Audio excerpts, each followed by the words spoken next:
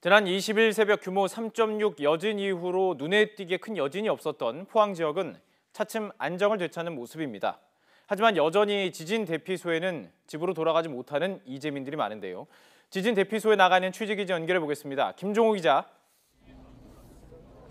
네, 포항시 흥해체육관 앞입니다. 자, 지진 발생 일주일이 넘었고요. 어제 이 시간에 저희가 소개를 해드렸습니다. 이제 임대아파트 이사도 시작된 시점인데 아직도 이렇게 많은 이재민들 대피소를 떠나지 못하는 이유 어디에 있습니까? 네, 살던 곳이 안전한지 아직 확인되지 않아서입니다. 그리고 또 살던 곳으로 돌아갈 수 있더라도 지진이 다시 닥칠지 모른다는 공포 때문에 떠나지 못하고 있습니다. 일부 집을 잃은 이재민들은 새로운 보금자리를 마련했지만 이마저도 제한적이어서 여전히 지진 대피소에 많은 사람이 있는 겁니다. 포항시에서는 지난 20일부터 지진 피해 민간주택에 대한 안전점검이 진행돼 어제까지 모두 1,300여 건을 마쳤습니다. 이 가운데 1,100여 세대는 사용할 수 있고 70여 세대는 사용을 제한해야 하며 70여 건은 위험하다는 결과가 나왔습니다.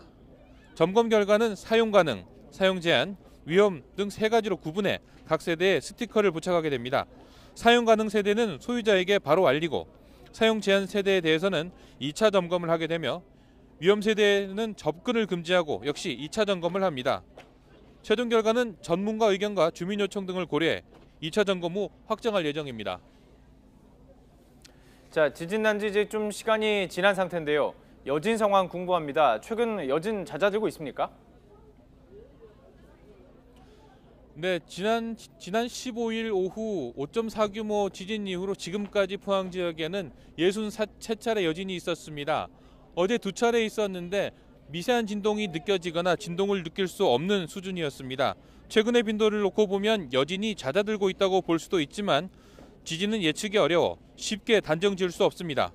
참고로 지난해 9월 규모 5.8 경주 지진은 지금까지 여진이 640차례 있었습니다. 이렇다 보니 여진이 언제 닥칠지 모른다는 두려움은 아직 이곳 이재민에게 남아 있습니다.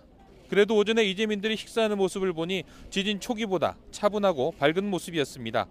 아직 보금자리로 못 돌아가거나 새로운 보금자리를 찾지 못해 여전히 대피소에 머물고 있지만 큰 여진이 없다면 이르면 일주일 안에 대부분이 대피소를 떠날 수 있는 상황이 올 거라는 게 이곳 포항시 관계자 설명입니다.